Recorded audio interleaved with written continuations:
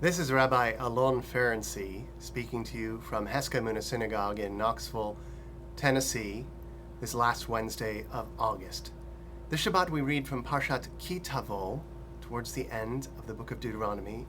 I wanted to share a little of Jewish wisdom from that Torah section to prepare you for Shabbat, to give you something to think about for the remainder of the week as you move into your Sabbath. This week we learn of the blessings and curses that are offered to the Israelite people when they will enter the land of Israel. They set up markers and speak them from various hills.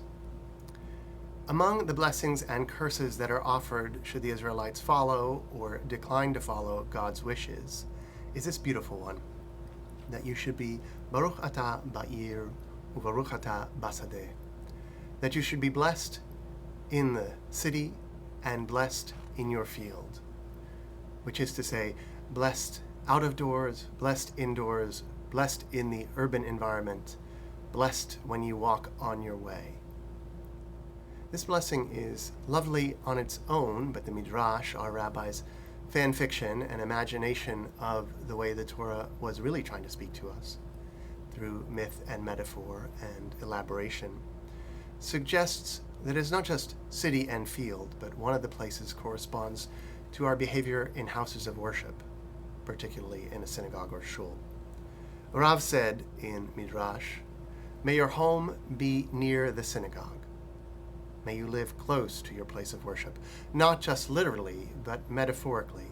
For, as we all know, and as Rav suggested, there are people whose comportment, whose behavior at home is so different to their ways in the synagogue, in a place of worship, church, or mosque, and that their behaviors are far apart. Their synagogue is metaphorically far from home and does not influence their home life, their personal, their interior life. We call that simply lack of authenticity. I've been blessed in my life to know many people who were quite authentic, rabbis, sages, pastors, friends. I'm sure you have too. I can think of one who was even just a landlord, who was wise and kindly at all times.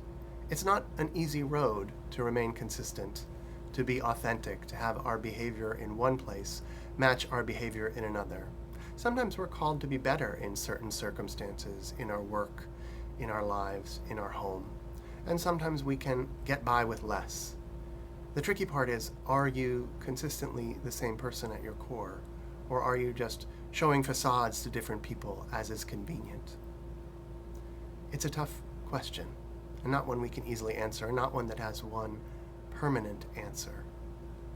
But the struggle in life, I think, is to be our most authentic self, to truly become self-aware such that we are not afraid to show that honesty, that integrity to the world, and we don't feel the need to dissemble or to be at our best beyond what is true, but to be just the best version of who we truly are.